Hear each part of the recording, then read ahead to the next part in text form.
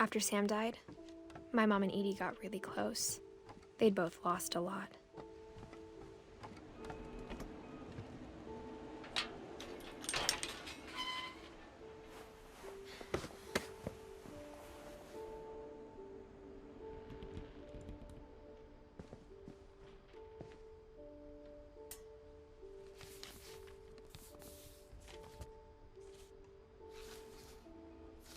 Dear Kay, do you remember the way Gregory used to laugh when he thought he was alone? Like something funny was happening, but only he could see it.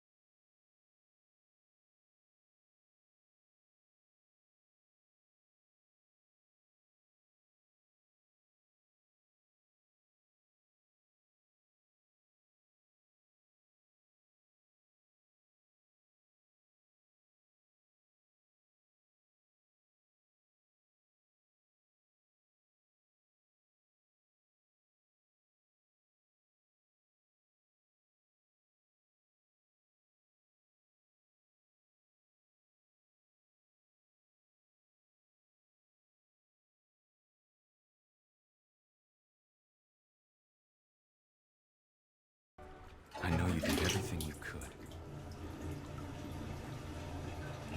Maybe if I hadn't called that night. Damn it. Hold on, I don't want Gregory to hear this. I wish you could have told us.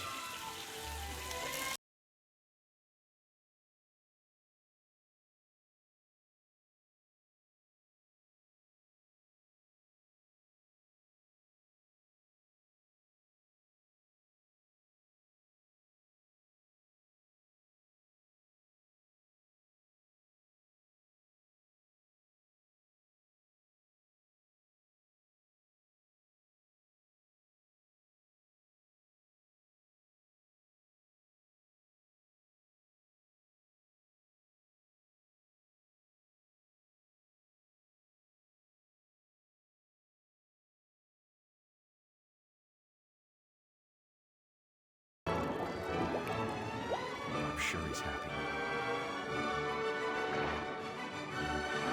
And he'd want you to be happy too. Good luck, Kay. Love, Sam.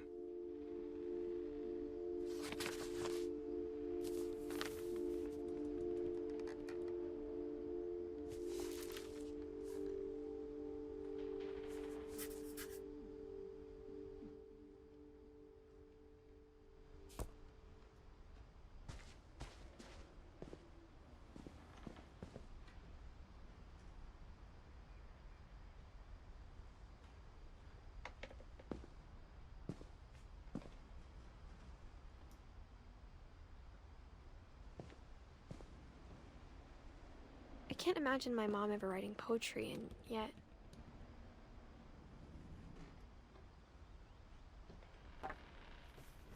A poem for Gus, who always said the wedding was a bad idea. Our father never hit us kids, at least not very hard, before the day my brother said with teenage disregard that he'd be dead before he'd see a wedding in our yard.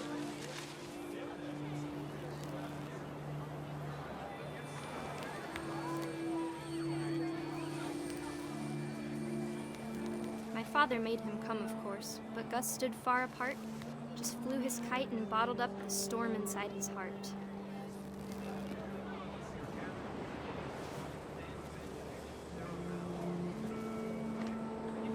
I tried to talk him out of it, but though he'd never met her, we don't need a stepmom, were the words that I now pronounce you husband and wife. Make this cry.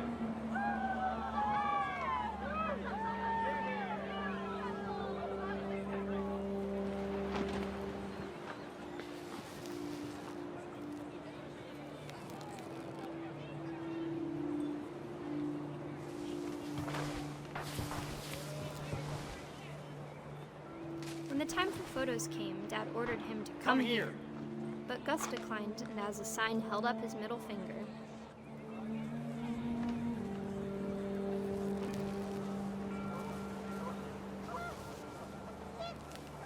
The wind picked up, and panicked geese appeared and quickly went.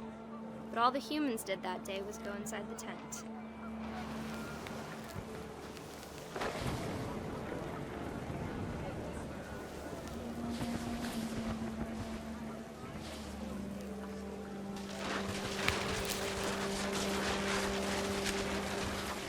The rain came down in buckets then, but no one seemed afraid that nature might destroy the tent our dad had crudely made.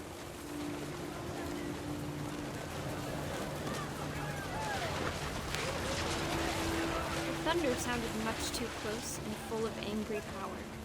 But all my father said to this was, "Make the music louder."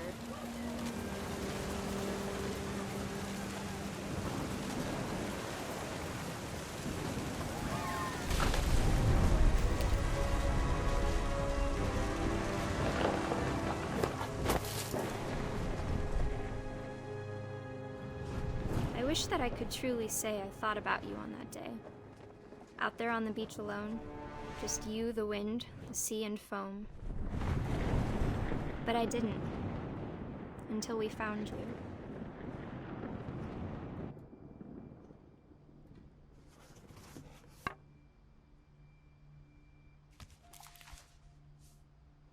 She never talked about him, but Mom told me once if I was a boy, they were going to name me Gus.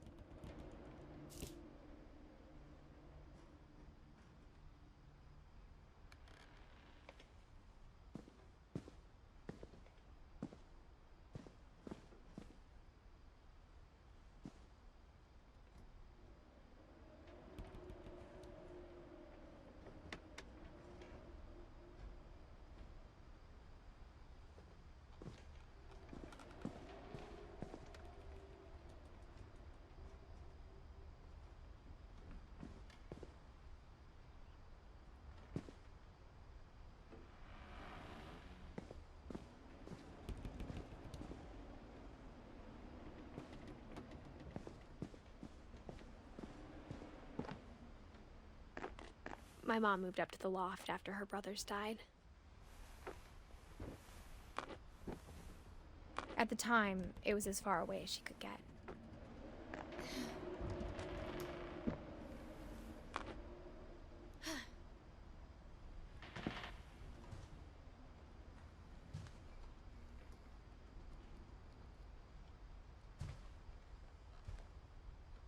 She spent a summer building houses in Calcutta, where she met my dad, Sanjay.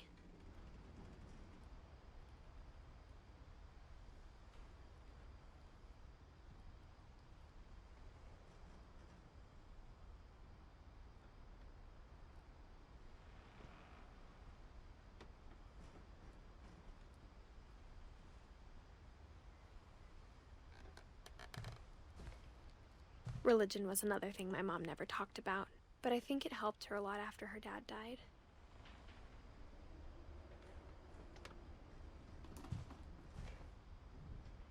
My mom moved to India a week after graduation and got a job teaching English. Lewis was born a year later.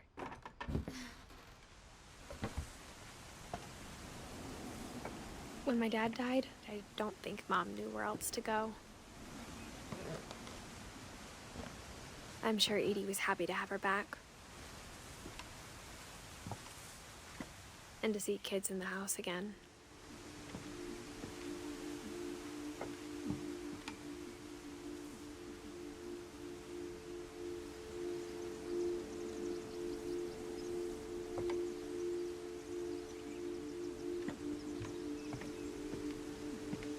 The house had to get a little bigger, but Edie was used to that.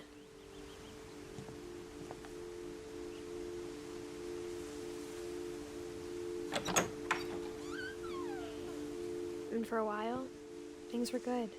Almost normal.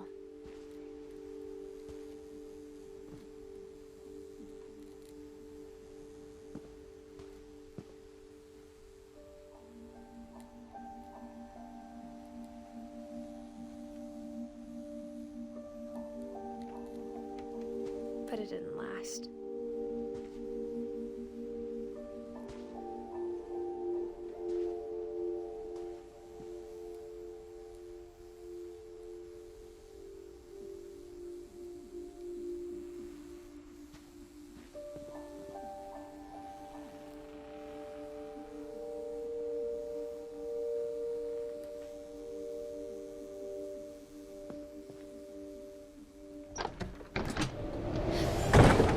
The beginning of the end was Milton's 10th birthday, when Edie gave him a castle.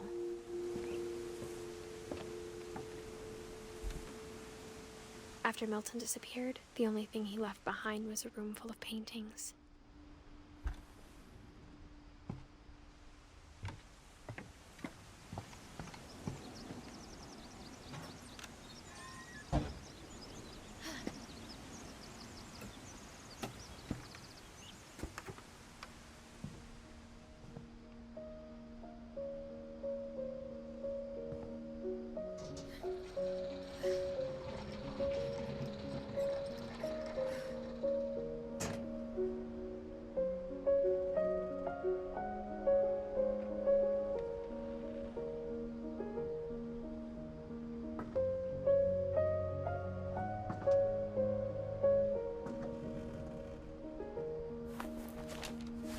Milton Finch in The Magic Paintbrush.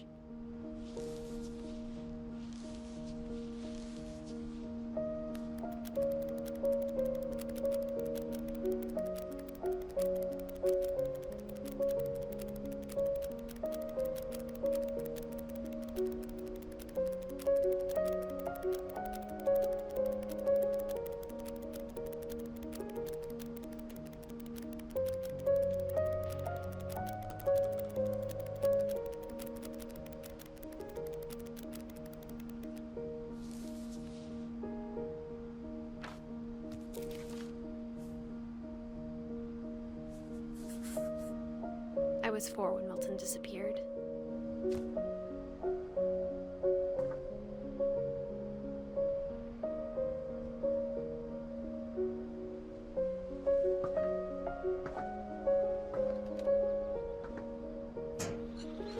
Mom spent months searching for my brother. Then she sealed the doors.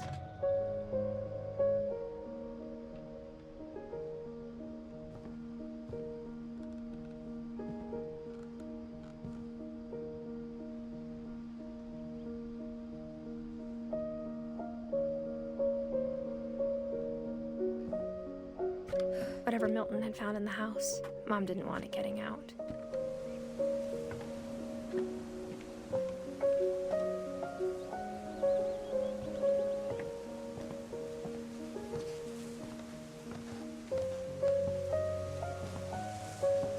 Mom definitely blamed Edie, but I think Lewis blamed himself. After he graduated, he just spent more and more time in his room, until Mom got him a job at the cannery. Everyone always told me to stay out of Lewis's room, except Lewis.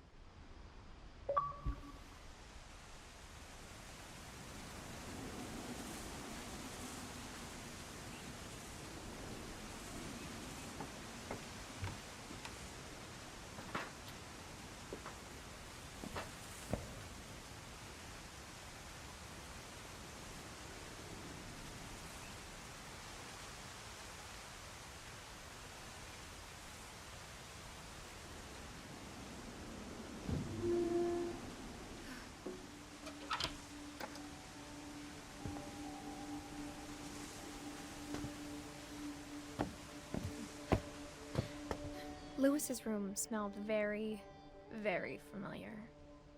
That part of him lived on.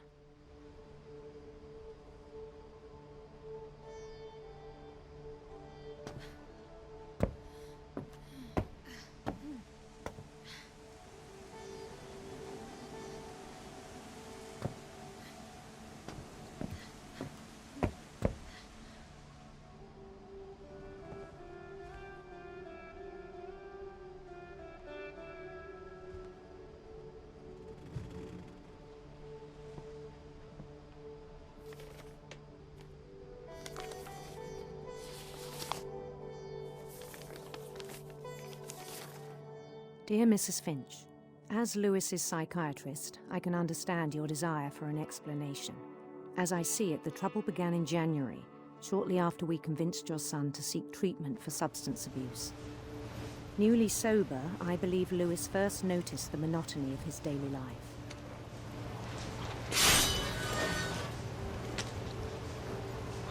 He kept working at the cannery. But he withdrew part of himself. In our sessions, I saw the same behavior. His mind began to wander. I asked him to describe it. He said he started small, imagining a labyrinth. He'd feel his way about. Then something moved. Bats. And toads.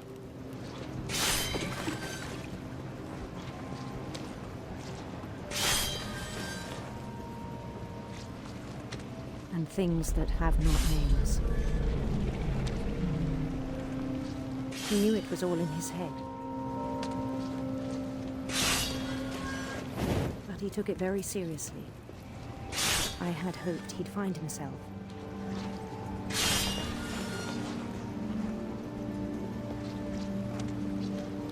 But he found something more.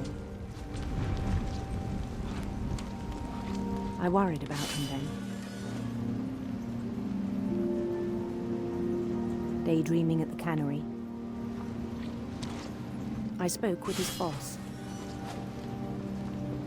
But he said Lewis had become a model employee. Methodical, tireless, focused. Like a whole new Lewis. So I let him go on.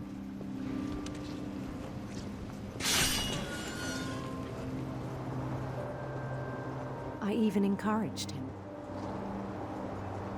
It seemed very promising at first. He told me he'd made a new friend.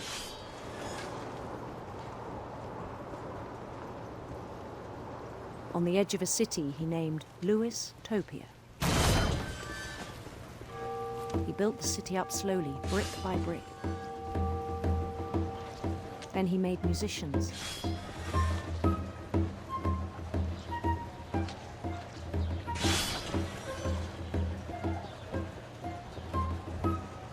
And songs for them to play.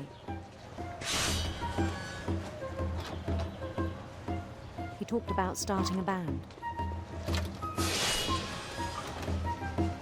And he was always humming something. Every day his imagination grew stronger.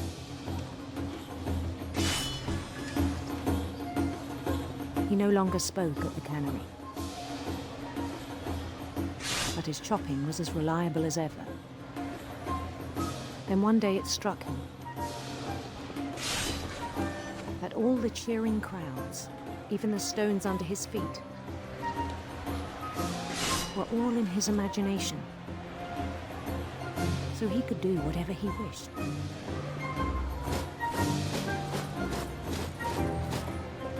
He held an election for mayor. And he won. They begged him to stay, but his mind was already wandering. It became a game for him.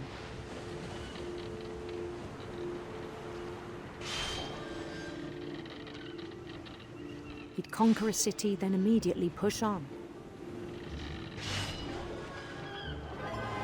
New Louisville.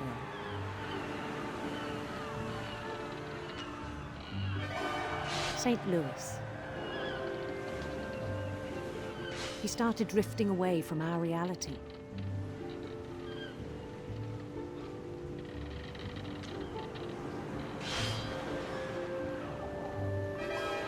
Minneapolis, until one day he forgot to go home from the cannery. Even as his mother pleaded with him, part of Louis kept sailing on.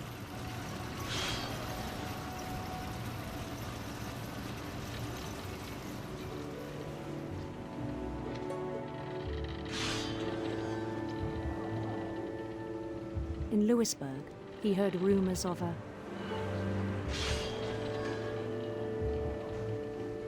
beautiful prince.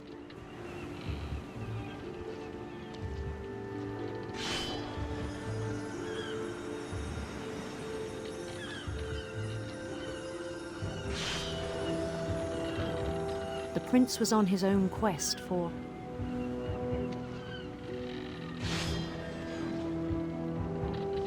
radiant rainbows.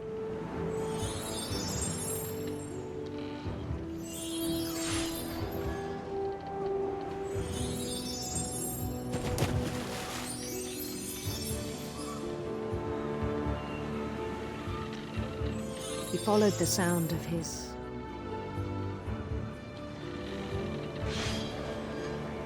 silver harp.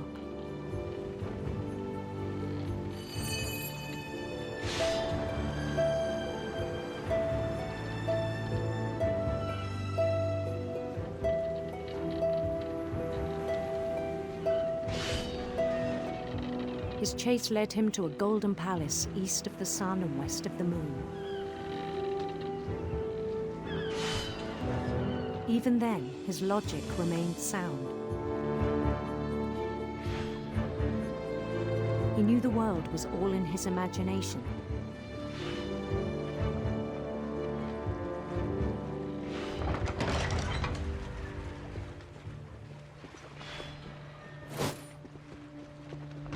But he was so proud of having created it.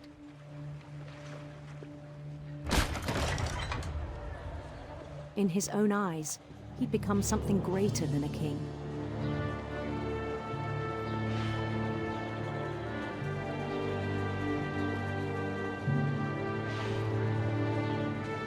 For someone who'd never known success in the real world, I think it was overwhelming. And then it struck him that the real Louis was not the one chopping salmon, but the one climbing the steps of a golden palace.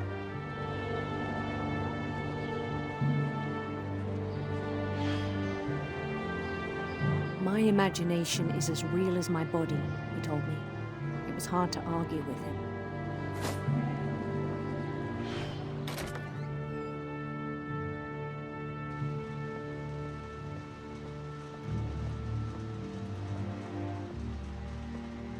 He began to forget the world we know.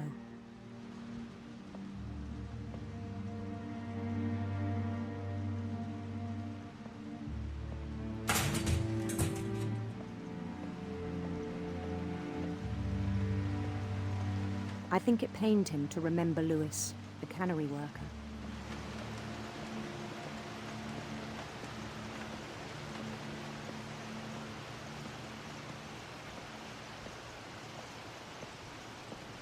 He began to despise the man with a royal contempt.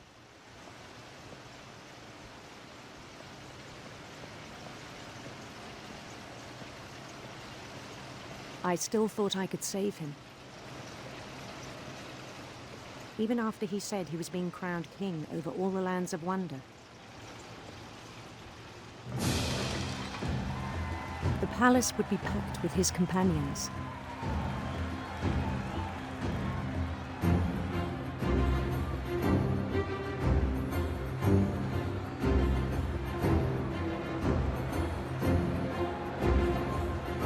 Including the wise Calico who'd insisted on inviting him.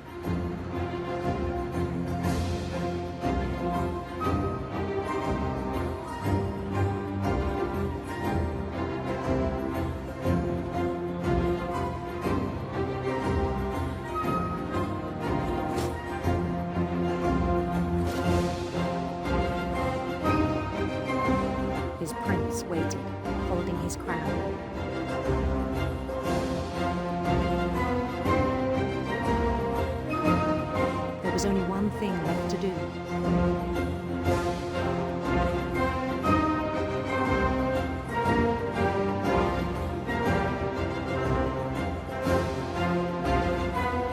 Bend down his head.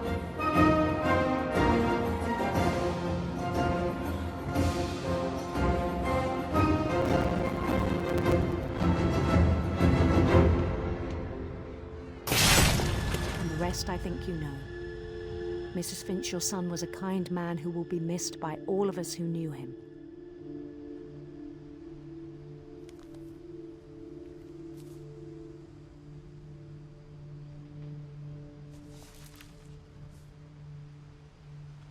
My brother was really cool. I wish you could have met him.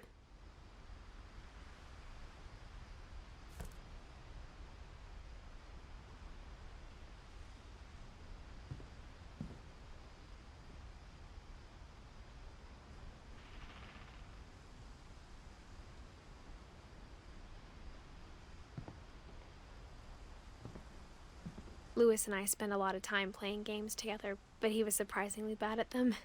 He died a lot.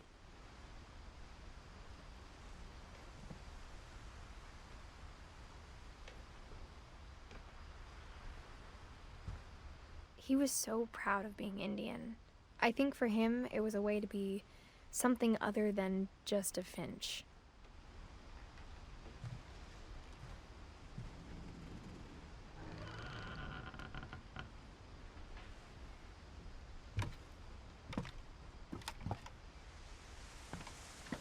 On the way back from Lewis's funeral, my mom told me to start packing. She waited until the day before we left to tell Edie. I'm not sure if she wanted to make it easier or harder.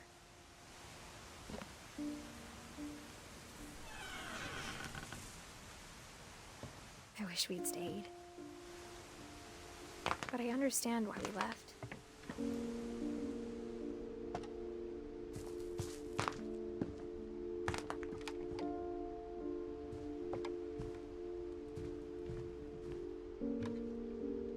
My mom ended up leaving everything behind.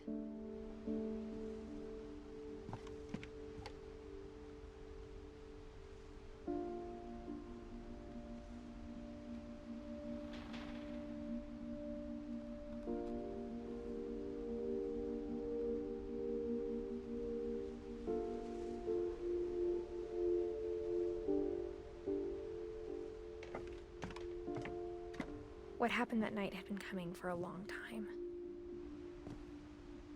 Maybe it should have come sooner.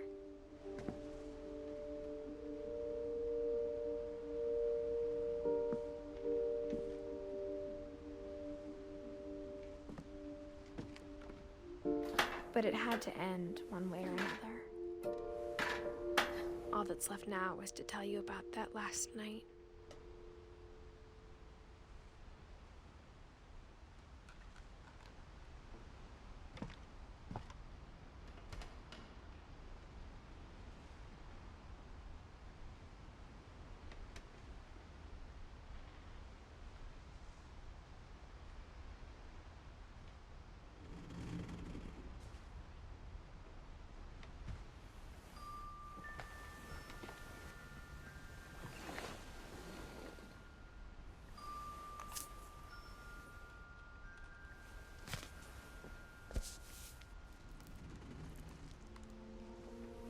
That whole last day, Edie just watched us pack and didn't say a word. Until supper, when she raised her glass and said, "To our final night together, and all our final nights apart." Grandma, you know what I said about alcohol.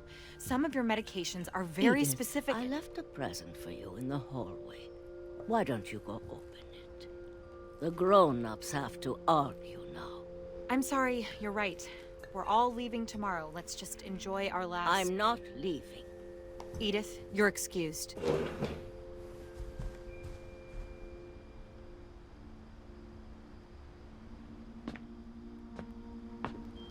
The power had been shut off that morning, but Edie always had plenty of candles. When my mom sealed the library, I don't think she knew about the other entrance. Or that Edie had a key to it.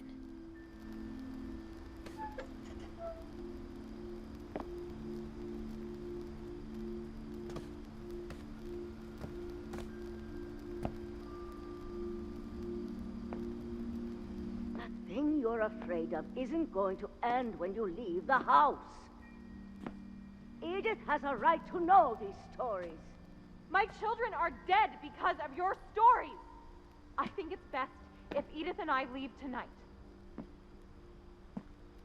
We'll have the nursing home send a van for you in the morning, okay?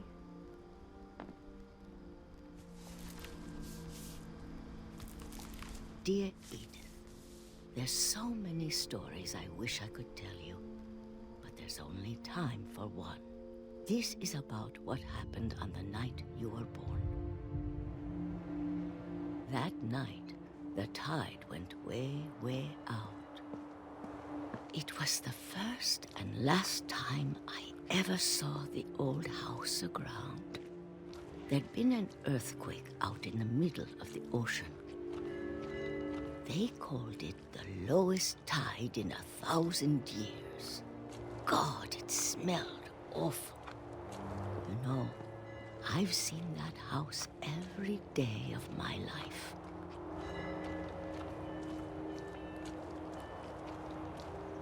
But I never thought I'd go back to it. When the fog rolled in, I lost my way.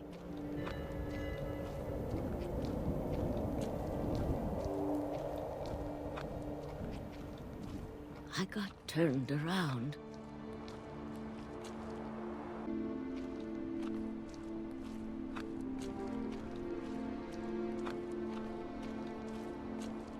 I started seeing things.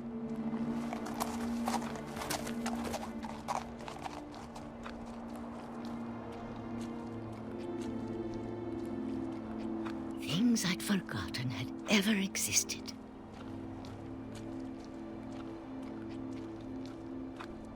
But when I saw them, they felt like old friends.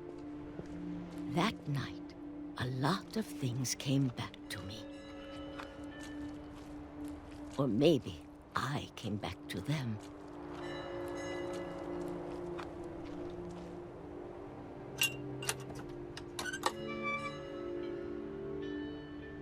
Things I can't explain, but that I need you to try and... Edith, what are you doing in here? It's mine. Edith! Mom, you're gonna rip it! Let go! I kicked and screamed, but Mom dragged me to the car. I never saw Great-Grandma Edie again. The next morning, the van came to pick her up, but she was already gone. After that, we moved around a lot.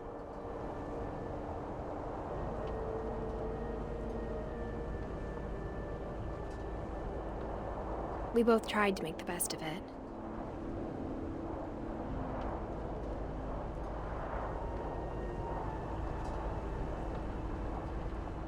A few years went by.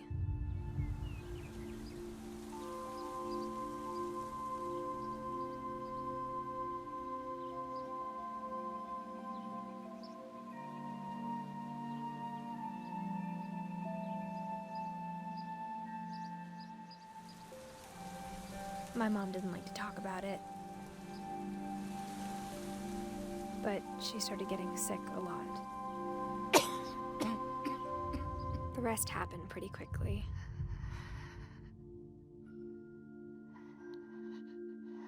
She got better for a while, and then she didn't.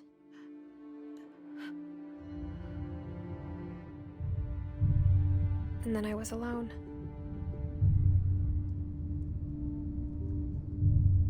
The last Finch left alive.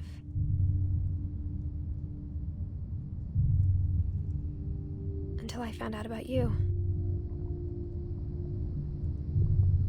I'm still not sure what to tell you about all this.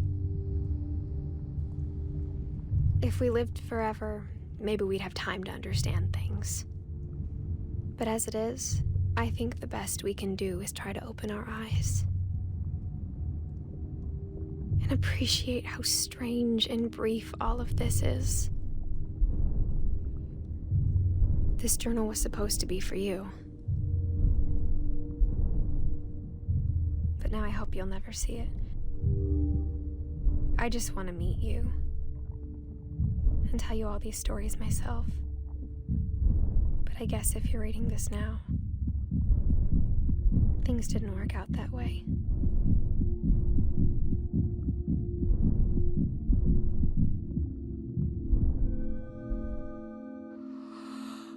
This is where your story begins. I'm sorry I won't be there to see it. It's a lot to ask, but I don't want you to be sad that I'm gone. I want you to be amazed that any of us ever had a chance to be here at all. Good luck.